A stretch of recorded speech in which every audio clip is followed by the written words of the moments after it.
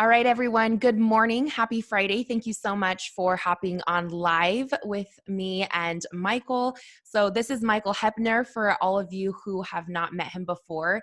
He is a friend of mine and an amazing person, but also a brilliant communications expert. So just a 10-second bio of Michael. He is a professor at Columbia Business School. He also is the founder and CEO of a consulting agency called GK Training, and he has advised several different presidential candidates before as a senior communications advisor. So he really knows his stuff when it comes to talking to people, talking on camera or in person. So Michael, welcome. Hi. Thank you very much. It's nice to be here. Welcome, everybody.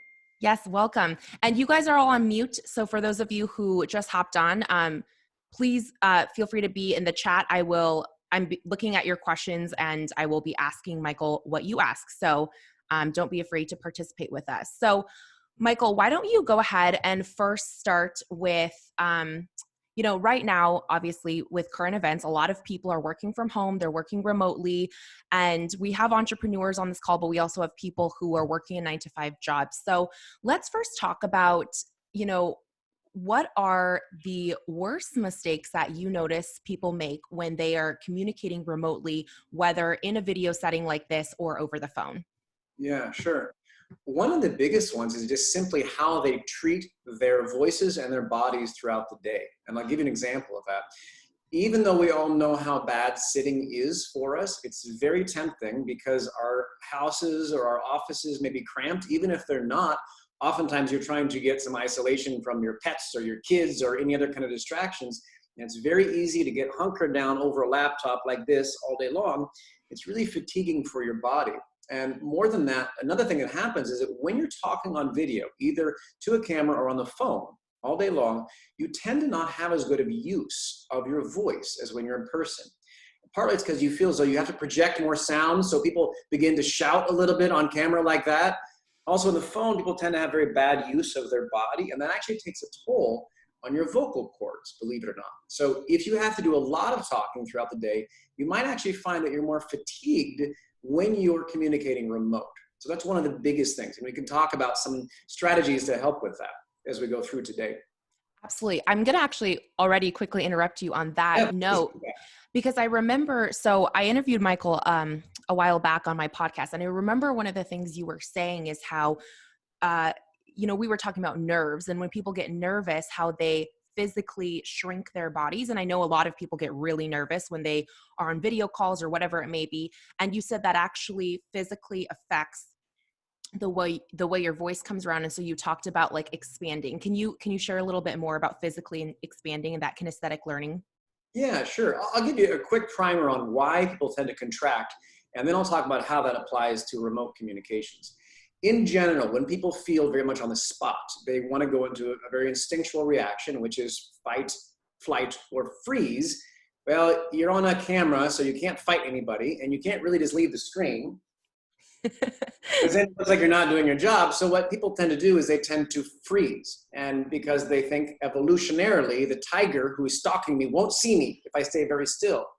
So what that means for you as a communicator is people tend to breathe less. They tend to actually close their mouth a little bit. They tend to take up less and less space. Counterintuitively, it actually hurts your communication. Your voice becomes more monotone. You're much more likely to stumble over a word because you're not opening your mouth closely enough to actually let words come out. And all these sorts of things that actually increase the level of difficulty go up. So what you want to do instead is actually work on taking up more space, not less. Come here. I have a drop-in guest. Hello. Okay. Go finish your lunch, right, kiddo? You already had your lunch? Well, that's great, Chris. All right. So now, people, was that staged? Yes, it was staged. But I did not stage when I had my daughter run in and do that. Now, I wanted to show you that for a very particular reason, which is this. People are going to be more forgiving right now. Everyone understands that we're all in this together. We're all in these remote offices everywhere. So you don't need to feel that same obligation to hide everything. If a dog barks in the background, just navigate and adjust. If your kid runs in, deal with it and have them leave the room. Now, there is a caveat with that. If that interruption is going to add either time or difficulty hearing, then it is a problem. So if it takes you a minute to get your kid out of the room, or if the dog barking is actually disrupting the call for everyone else, then it is a problem. But people have a tendency on video and audio to feel as though no one can know what's going on in my life and I'm trying to be perfect. Everyone gets it right now. And you can actually build empathy, camaraderie, and rapport with who you're talking to by simply being much more transparent than we perhaps could have gotten away with in previous times. Shall I jump back now to the previous point about freezing I was making, or do you want to ask a question about the kids and dogs interruptions? No, I love that.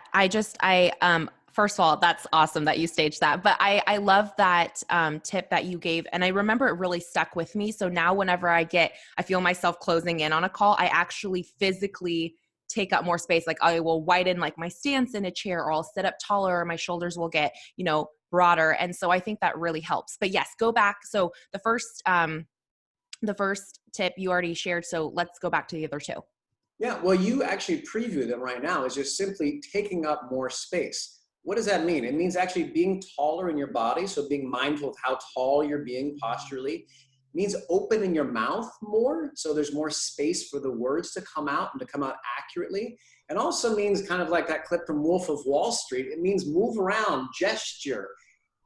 I'll get to gestures in a second, but allow your body to be quite free, because as your body changes, your voice changes too. Part of the reason that your voice sounds different when you plug your nose is because you're physically altering the chamber within which these sounds are amplifying. So you want to take up more space, not less. And it's one of the best ways to have a better health throughout the day, but also sound much better and stronger on video and audio. I love it. No, such a great tip. And I don't know if we'll have time to go over the 5 P's of, or was it the P's? Yeah, the 5 P's of voice later on, but it just kind of reminds me of our conversation around that. So I'll let you continue, but if we have time, I'd love to circle back to that. Sure, absolutely. We can do that in a couple minutes if you want to, but because I mentioned gestures, let me get into those very briefly. Yes. One of the most frequent and honestly boring questions I ever get is, what should I do with my hands? Now, I don't mean to say that the people who ask me that are boring. I don't mean it by a long shot.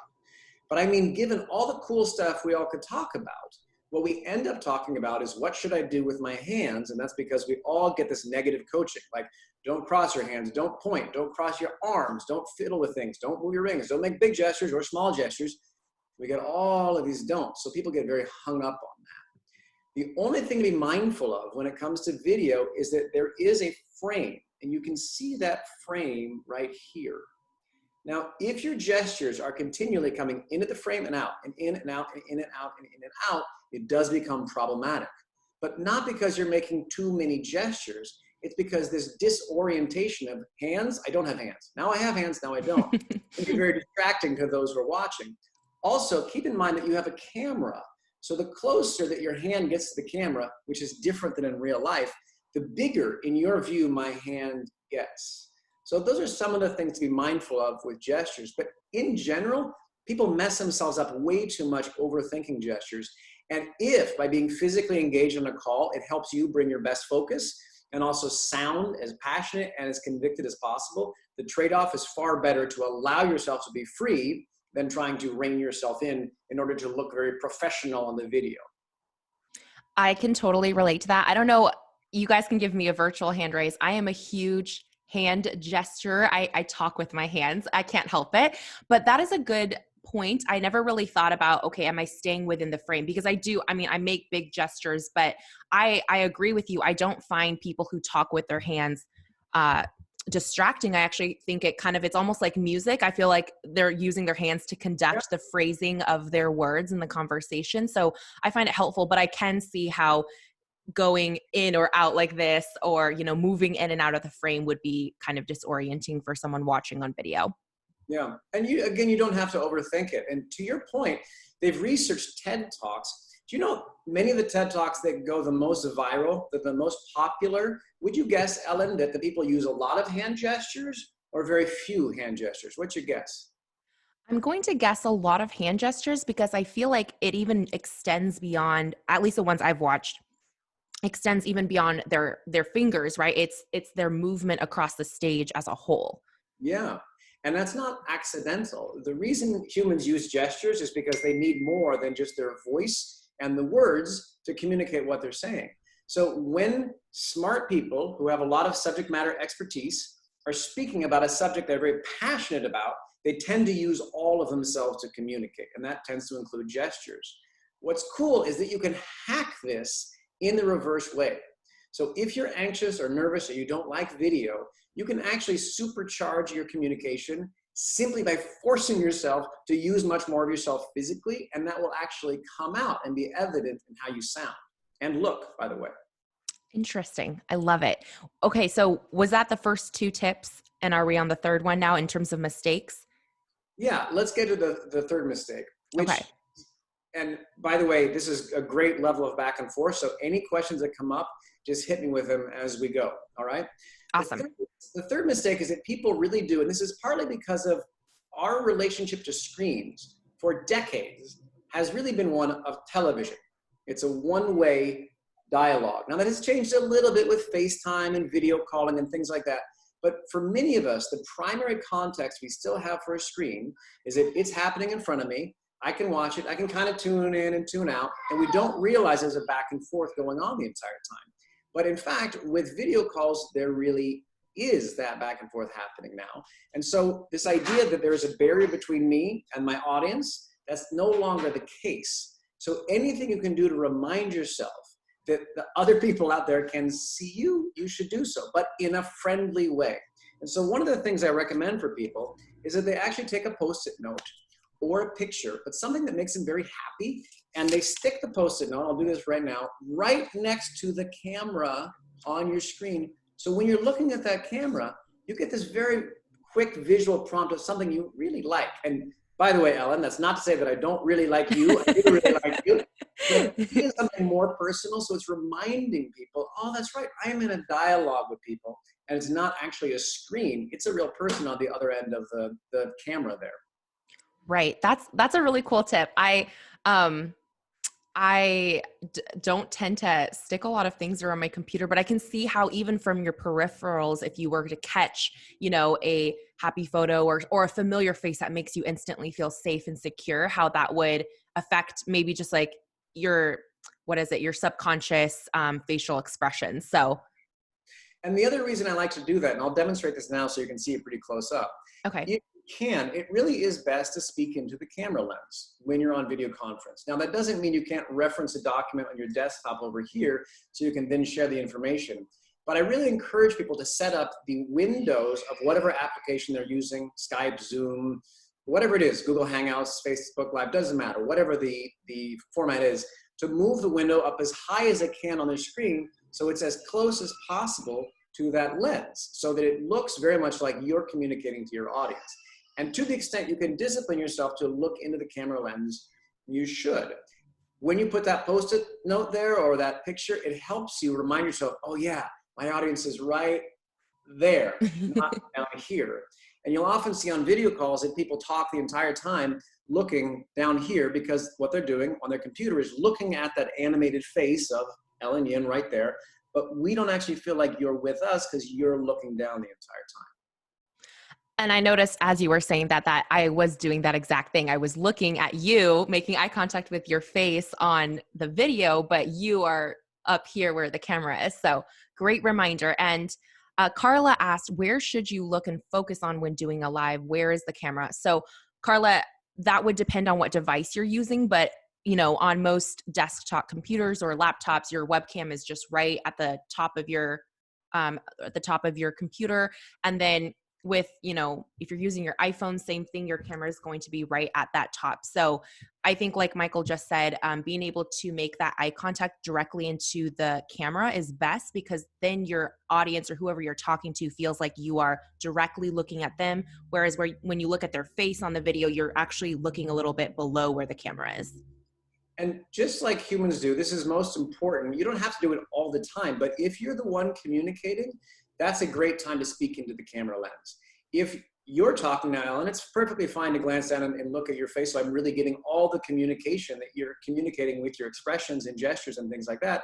But then when it is my turn to speak, it really is good to try as a best practice to look into the camera lens. Now, let me give you a little add-on to that, which is this. You can be so much more transparent with what you're doing, and it helps people understand. I'll show you what I mean by this. Now, if you watch my eyes for a second, if my gaze goes over here and I just keep talking to you like that, you can't help but start to wonder, okay, so what's going on over there? Is that his wife talking to him, like in sign language over there? Is there a construction site out there in Tribeca that he's looking at? You can actually name for people what you're doing. You can even say, like, I'm going to grab a pad of note paper because what you said is a great point. I'll jot a note as we're speaking. So you're telegraphing for people. You're narrating, in fact, what you're doing, so they have a sense of what's happening beyond this border right here, because that can feel a little bit mysterious and ever so slightly scary as an audience member. That's awesome. I totally believe in pre-framing things for people as much as possible, just so people feel communicated with or guided through a conversation, like, okay, now we're going to do this, or we're going to start here. And just people know, they have their expectations clearly set. So that was a great piece of advice. And now I want to circle really quick back to, actually your voice itself. And so I'd love for you to talk about how to have a strong vocal presence on the phone or on video as it relates to the 5 Ps. Sure, you got it. I'll mention 2 things about this. The first is how to prepare, and then the second is how to do that in the moment. Okay. Easiest thing is this: when you wake up in the morning, every single person should warm up, and I mean physically and vocally. And we're even launching something next week to help people do that, which is at 8:55 Eastern time every darn work day between now and whenever life restores to what it typically has been in terms of our work life. I'm going to be leading on a Zoom call a 5-minute rapid fire warm up, totally free, open to anybody. We'll film it so people can watch it in future hours, depending on where they're working. But the idea is that every single day, people have a resource to quickly wake up, get their bodies awake and alert and moving and breathing so that they're prepared for a day of remote communication. So that's so cool. Yeah, if that's helpful to people, you can follow me on Twitter. We'll put the Zoom link up every single week. And I can just tell you what that Twitter handle is now, or Ellen, you can circulate it or put it in the video. It's MC Hepner, which is my last name. That's HOE, 2 Ps as in popcorn, N as in nighttime, ER, at MC Hepner. I dropped it in the chat for everybody. I'll be leading those every single morning at 8:55. So if you don't want to do that, that's fine. Then Google warm-ups and do a warm-up. If you don't want to do that, if you've ever done any kind of stretching when you wake up in the morning, do that. Get your body awake and alert a little bit and do some tongue twisters. Because communication, spoken communication, is a physical art form. And if your body's not physically awake, you're not going to work that well.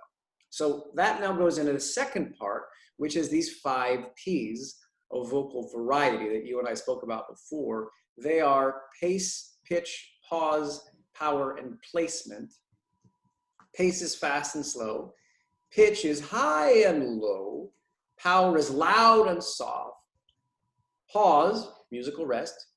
And placement is where the sound amplifies in your body. So if you have a friend with a very nasal voice, the sound is actually amplifying right here. I've studied this with some colleagues at Columbia and other universities, and what it turns out is that if you vary these 5 Ps, people read you as being more authentic, which is no surprise there. If you hear a politician talk in a monotone voice like that, audiences tend to think that politician is not very authentic. But the idea is that people vary these automatically when they're at their most focused on other people.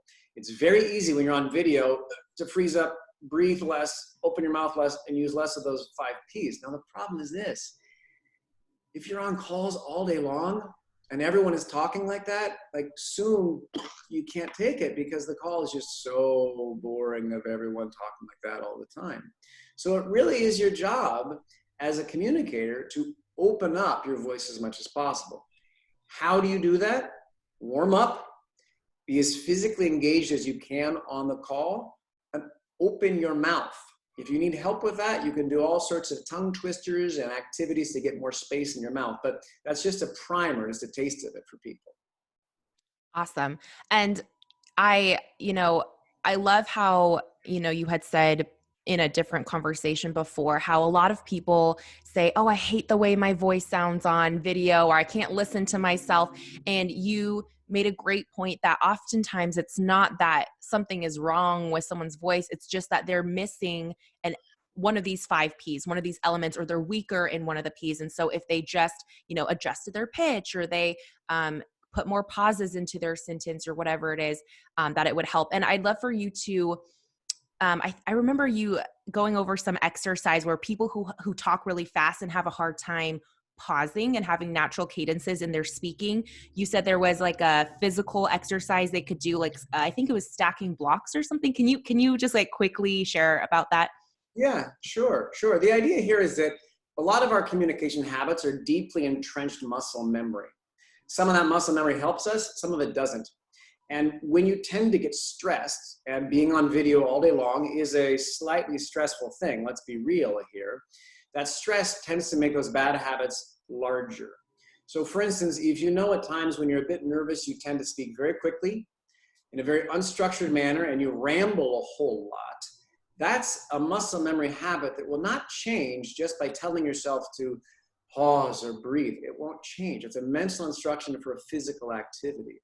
And so what I often suggest for people is they practice speaking where they just share one idea at a time. And at the end of that idea, kind of where the period would go at the end of a sentence, they stack a Lego block on a table. And they say the next idea after that, and then after that idea, in silence, they stack another Lego block, and so on and so forth. And what happens is they automatically have to pause to do this activity. And in that pause, their brain does something totally miraculous. It thinks of what to say next. So then the next thought is a little bit better thought out. They feel better about that. They're able to breathe more. Their voice sounds better. It feels better to speak with a voice that sounds resonant in the room, and this very positive feedback loop starts to unfold. By the way, you can also do Post-its for that as well. You can just pick up a Post-it note and place it down on your table. That particular exercise, by the way, Ellen, I would recommend playing with that on phone calls. Don't do it on video yet because you're going to be thinking about the coordination of that. Do Right. it when you have some anonymity in which you're just hidden from the rest of the world, but try it as a way to begin to learn how to actually tolerate silence, which is a very rare commodity, especially in remote communication. I love that. And the Post-it note makes it super easy because obviously not everyone has access to Lego blocks. I mean, if you have kids, you probably do, but I think that's a great just exercise to practice, starting with the phone first. Yeah. And speaking of rambling, I know that a lot of people struggle with keeping communication concise and structuring meetings effectively through remote channels. Like a 10-minute call turns into a 1-hour call. So what are your tips for how to make sure that a meeting is run smoothly and effectively, and that you can actually end early instead of always running over? Yeah, well, I actually want to make my comments specific to the particular coronavirus outbreak we're experiencing right now for a Sure. particular reason. I really encourage people to make a decision about which way to go at the beginning of the call. If you have a lot of participants, you might want to be very direct, very accurate and precise at the beginning. And say, I just want to first recognize it's a very chaotic and challenging time for many folks. I really appreciate you taking the time to be on this call. Let's get started. It's that simple, it's that quick, but you're in that way empathizing with people, but you're not spending 7 minutes at the beginning of the call saying like, how's everyone doing? Oh my gosh, what's going on? Now, that flips entirely if you're in a small team call or one-to-one, in which case you may need to have an opportunity at the beginning, and you can simply open that up with a question. And here is the key thing I would add. As opposed to, how's it going? Or how are you doing? Add one more word at the end of that. How are you today? How are you doing with this situation? How are things in your city? So you're making it ever so slightly more specific so people have an opportunity, if they do need to share, that they can. Because the problem with the question of how are you doing or how's it going, in our society that has become the equivalent of hi. And so if someone says that, it's very easy to give you the standard, good, how are you? And what happens is that can tend to build this feeling of inauthenticity on the phone call, because there's a pretty good chance right now that most of the people you're talking to are not doing all right. They're probably doing some mixture of chaos and concern and things like that. So in terms of making sure the call goes smoothly, those are two techniques you can think about at the beginning of the call to handle what is a very challenging communication situation. That is Then, so oh, cool. sorry, I love, please. I'm sorry. No, I'm just stream of consciousness. I love that being more specific. I've noticed that too. You know, people either just kind of, it's just like a automated reply, like you said, like, oh, I'm good. How are you? Or they go off into this long tangent about, well, you know, last week this happened. And then right now this is going on. And next week I'm worried about. And so I love that you are like, okay, let's just break it down. Like, how are you doing this morning? How are you doing in your city? Or, you know, whatever it may be. That's awesome. Continue on. Well, and the first thing you said, though, I've been coaching lots of sales teams and companies with sales forces that now have to be totally remote. And Right. what I'm saying is, at least for the next couple of weeks, if you spend the entire time just listening to your customers get whatever they want to get off their chests, that was a good sales call. So if you're in those situations, do not be afraid to ask a question, to gently open that conversation so people have an opportunity to air things if they want. If they don't, great, move on to business. But if your customers want to do that, that is a good use of your time. I love that. Now, I want to get back to your idea about efficiency. A couple key things here. You really do want to be very clear about setting forth an agenda of the call, because you're right, there's a lot happening right now. You can do that very simply verbally. I want to talk about three things today: first, second, third. And if we don't get through those, we'll pick this up tomorrow at 9:15. Or if you don't want to add that extra call, say, I'm going to move us along in 5-minute increments to make sure we cover all three. So you're pre-setting yourself up for success, and people won't feel bad then if you cut them off after 5 minutes, if you've named for them that you're going to do that. One better, I would encourage people to not use 5 or 10-minute increments of time, because those increments go in one ear and out the other with our society. Think about texting a friend and saying, I'll be there in 5. Is it 5? Probably not going to be 5 minutes. It might be some other segment, even shorter, but it's not going to be 5 minutes. So I actually encourage people to be hyper-specific. Like, let's just spend 3 minutes speaking about this. So for the next 7 minutes until 12:20, I want to see how robust a dialogue we can have about this topic. So those are some of the ways you can really try to make the meeting or the call stay within very specific parameters. Awesome. And I agree. I think like we mentioned, just setting expectations for people, pre-framing, letting them know, all right, we're going to do this or that is really helpful. I'm talking more specifically on sales calls. I always set people up that way on sales calls too with potential clients. I always say, hey, thank you so much for setting aside 15 minutes, you know, to chat with me today. Is now still a good time for you? This is what we're going to cover. And I make sure to get that first yes before moving on into everything else, so that we start off on the same page. Sure. Yeah. Now, speaking of staying on task and on time, I do want to check if there's other questions that have come in, because I want to be responsive to your timeline and also to your viewers' timeline. So are there other things you want to make sure we get to while we have this time together? Yes. So I know I was just looking at the clock. So we're like 2 minutes away from when this is scheduled to end. Michael, I don't know about your time. I'm happy to run over an extra 15 minutes if you have the free time. I do. Okay. Sure. Awesome. So I did have a few other like pre-made questions that I wanted to ask, but I do want to open the floor to, you know, the participants, because, you know, your questions, you watching today, are priority. So is there anything that is like really weighing on your mind that you want to ask Michael? Please feel free to start dropping your questions in the chat, and I can absolutely read them out loud so that Michael can answer them. So while people are doing that, I'll just ask another quick question. What is the biggest difference you would say between communicating with audio only versus audio and video? Yeah, well, there's an obvious one, which is they can see you when it's on video. Right. Make sure that you're dressed, first of all, you're not in the bathrobe or something like that. But also the point being that how you show up visually will matter. Where you're looking, what the backdrop looks like, things like that. That runs the other way too, which is that you actually can get away with more things on the phone in terms of focusing on your communication.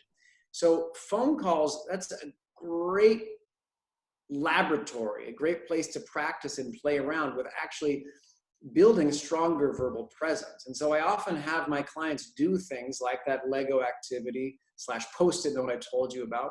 I will also have people do a drill I call finger walking, in which they actually walk their fingers across the table, the desk, using their fingers as a reminder to choose every single word that they say. And you have to practice it a little bit to get smooth with it. But the reason to do that is because it helps increase your linguistic precision. Are you saying what you want to be saying or not? It also increases brevity, and it also tends to remove ums and uhs and uhs and the other language that really can be a problem on phone calls when all you have is someone's voice. So those are some of the things you can keep in mind between the two formats. Awesome. Love the finger walking activity. And we do have a bunch of questions coming in, so I'll just go down the line. Yeah. Andrew Goodrich said, are there any more tips on communicating empathy? Yeah, it's a great point. Here's the first thing I want to say about that. Do not assume that your personal crises surrounding this event is the same as somebody else's. You can have empathy for sure. But what I mean by that is that, for instance, I'm in New York City right now. New York City has effectively shut down. I'm looking out my window in Tribeca right now. There's no one on the street. It's empty. It looks like some sort of a movie set where they told everyone to go inside. Lots of folks in New York are worried about finances and the economy. There are a lot of people out there who are facing very serious, very dire health implications. And if you're one of those people who is listening right now, my heart goes out to you. I relate. I have a 2-year-old and a 5-year-old. I'm 45. My mother is 78. So I'm terrified about what things might look like. And also we're now in this crazy shelter situation, potentially, when you're not even supposed to leave the house unless it's absolutely urgent. So the first thing is, do not assume that your experience relates exactly to someone else's, because they might be in much more dire circumstances than you could imagine, which is part of the reason why I suggest making your questions, if it's a smaller conversation, quite specific. How are you today? How are you doing with the stay-at-home situation? Something like this. So those are some of the principles you can keep in mind.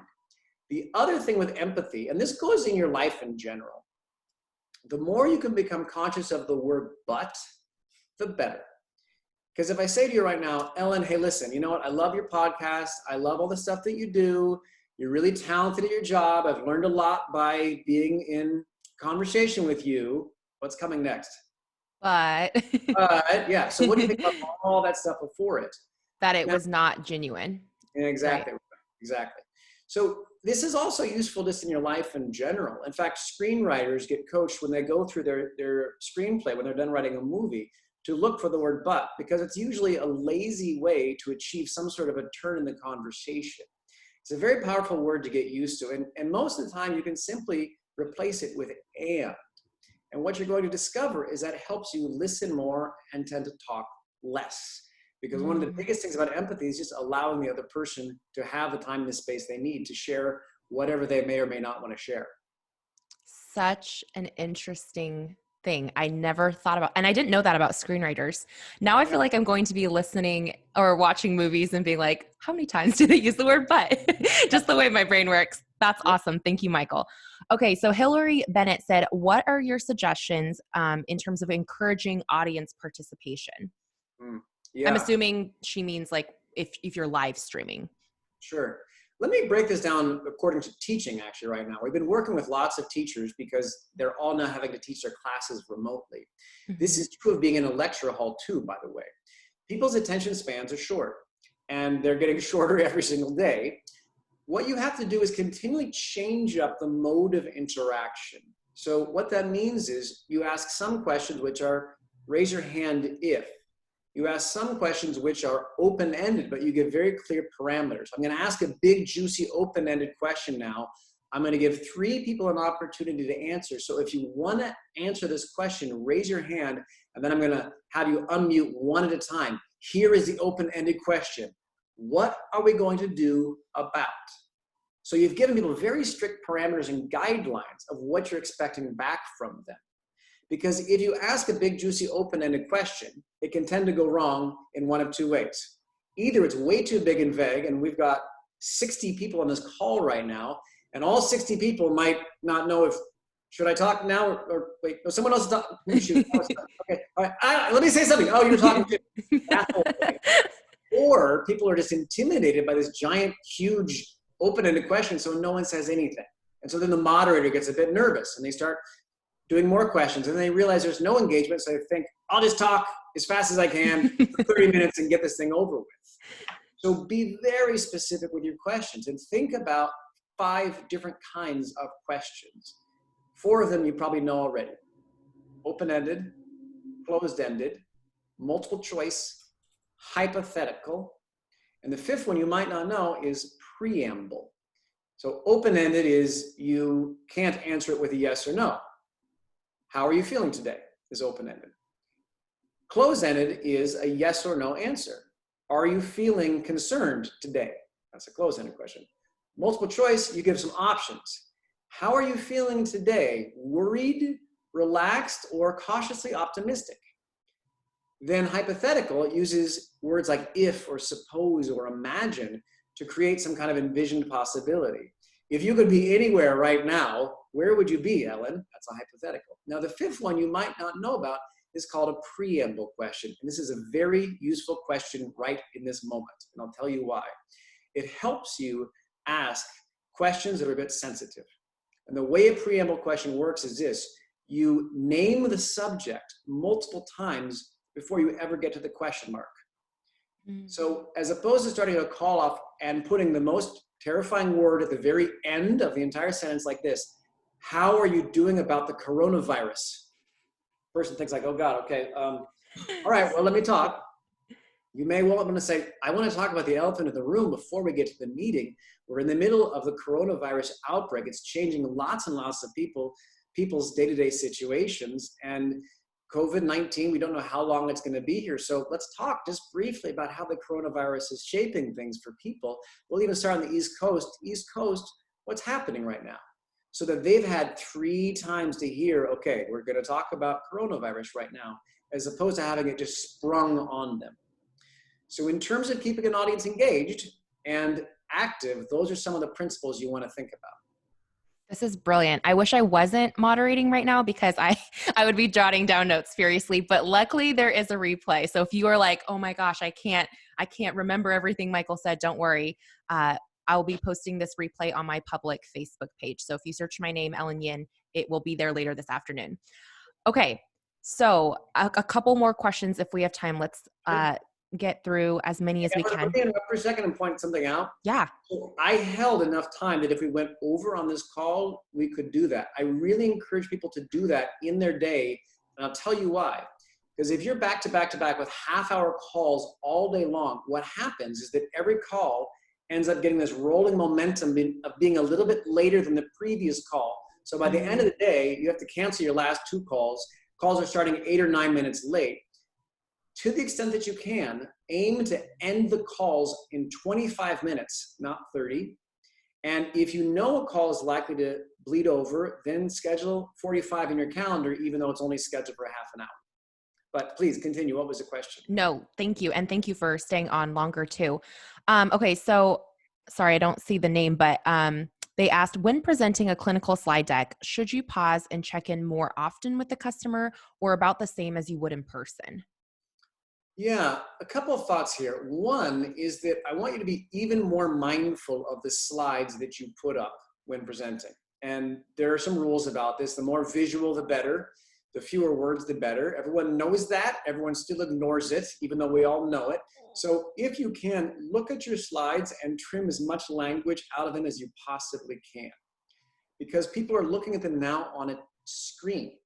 And the other thing is that every time you direct someone's attention to somewhere on the screen besides your face as you're talking, they're more likely to, oh, you know what? Look at that pop up. Oh, what should I? Okay, let me just handle that real quick. Oh, no worries. Go back.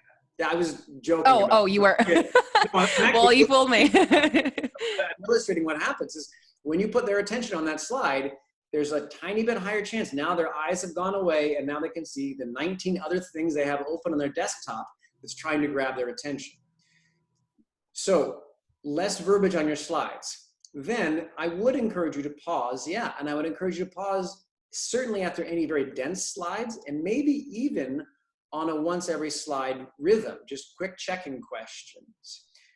Also, I would encourage you to go very far with what I call being a good traffic cop, saying things like, there's a lot of information on this slide, not out of apology, but out of strength. Because we've done a lot of work on this, we want to give you all the value we can.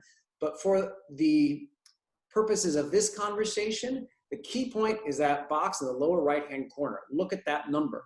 So you're actually naming for people exactly what's relevant to them and where you want them to attend to. And that will help to keep people in the flow of the deck and also give you better opportunity to pause for a moment and make sure they're sticking with you. I love how the theme of a lot of today's answers is really just about setting expectations, clear communication, guiding people on what to look for, where to look, what they should answer. And so that's a really great piece of advice. And we have 3 more questions. So I just thank you, all of you who are sticking on longer. So Marcella says, how do you help to engage the introverts on the call to participate, since it's hard to read body language on a video call? Yeah, that depends on your audience. So if you know your team pretty well and you can actually direct attention to certain people, you can do that and say, I'd love to open this up, but I want to make sure also Maureen, Mark, and Michael, for the sake of using 3 M names, I don't know. I know you've done some work on this. I'd love to start off with you, and then I want to open it up for the whole group. So you can certainly direct it to those people. Let's say you don't know who's on the call. You don't know their personality types necessarily. This is a trick from cold calling that I practice when I'm teaching at university or classes, is that you name for people that you're going to give them some thinking time. So you would say something like, I want to ask a question, and I want to give you some time to digest this question before sharing your thoughts. The question is this, I'm going to give it to you, and then I'll share one idea I have. And then if you have thoughts, please raise your hand after that. So you're giving the introverts a bit of a warning so they can be thinking, okay, do I want to share my idea or not? Then you pose the question, and then you pause for a second, and then you share a bit of your reflections on the question. Well, that whole time, the introverts can be thinking, and also getting the courage up to actually raise their hand or say something. And then when you throw it back to the audience, you're more likely to get a diverse group sharing ideas. Now, this is a sneaky trick, and I'll tell you why. The extroverts who are like, hey, I got a great idea. The more time you give the extroverts to think about their idea, they tend to actually think like, that maybe wasn't, that's not quite, what else did he say? Maybe I should wait. So it actually tends to the people who want to jump first and figure out what they're going to say later. They actually have to take a moment and consider what the heck's coming out of their mouth. I can definitely see that happening in a real life situation. Awesome. Christine Perez says, what do you do if you panic while sharing on video? Any suggestions for what you can appropriately say? Mm-hmm. So I guess if you totally blank in the middle of whatever you're saying, what's an appropriate way to come back from that? Yeah. So Christine, I'll give you a very specific system that we teach. It's 3 F's. Fake it, feature it, fix it. I am suggesting that not every time you make a mistake or that you freeze, you have to name for people that you've done it. If you're on a phone call and you realize you left the deck in the other room and you're going to have to stall for 15 seconds while you go there and get that thing, fine, fake it, stall, fake it however you want. If you're on a video call and you realize, oh shoot, I've got the wrong window open, and as soon as I go to screen share, everyone's going to see my vacation pictures. Fake it, sure. But the other 2 F's are feature it or fix it. So the important point here is if trying to fake it is causing you so much anxiety that you're not actually even able to keep your brain focused on saying smart ideas, what it's doing is that need for flawlessness is actually paralyzing you. So you can simply fix it or even feature it. Featuring it means that you make it a good thing. Say, I've misplaced the document we were all working on. This highlights what a challenge remote team collaboration is going to be. Someone, please pull up, if you can, on the screen share, pull up that document that we've been passing around and let's look at it together. So you've actually made it a positive thing. that this happened because it's helping the team have a moment to figure out how we're going to work together better. Or you simply fix it. I have the wrong document open right now. It's from last year's meeting, actually. Let's discuss such and such for a moment. I'm going to pull up the right one, and then we'll get started on that conversation. So you fake it, or you feature it, or you fix it. I love how everything you share is in alliterations, because that's how my brain remembers so much easier. Awesome. It's not accidental, Ellen. It's give it some thought. Very strategic, Michael. All right. Our very last question is actually from a good friend of mine, Annie. So Annie says, any specific advice for visual communication when it comes to light, colors, where your body or face is positioned in the frame that we can think about? Yeah, absolutely. The first thing to say about this is that people, again, back to the interruption of the kid running in or these sorts of situations, people are going to be much more forgiving right now. So if your visual setup is not that great, don't worry about it. And I'll tell you why. No one's expecting that you have a home blue screen studio setup for all the video calls. They're not. So that's the first part. But then the second part, there are some good rules. And I'm trying to actually display a couple of those today. First of all, to the extent that you can have an interesting background as opposed to just a totally white or solid color wall. And let me compliment you on your cubicle to CEO sign there, so you get a little subtle reinforcement of where we are and what we're talking about today. To the extent that you can do that, it's a good idea. The one caveat being you don't want it to be so busy that it really distracts people's attention.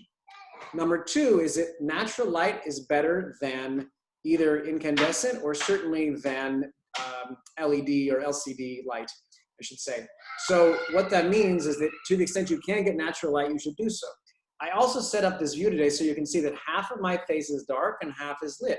So again, it's better, if you look at this right now, that your face is straight ahead with the light as opposed to side to side. The worst is to put the light behind your head, because we've all had that experience of filming a friend or taking a picture at sunset. You put the sun right behind their head and you don't even see any of the features of their face because they're totally backlit.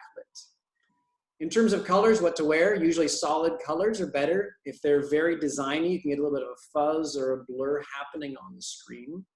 You want to be mindful of your size of frame, so you have a sense of how big you are on the frame, just for, again, this idea of gestures.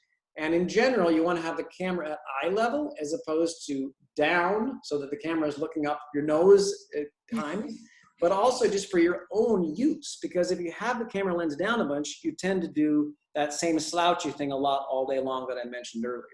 So those are a few tips to keep in mind. Love it.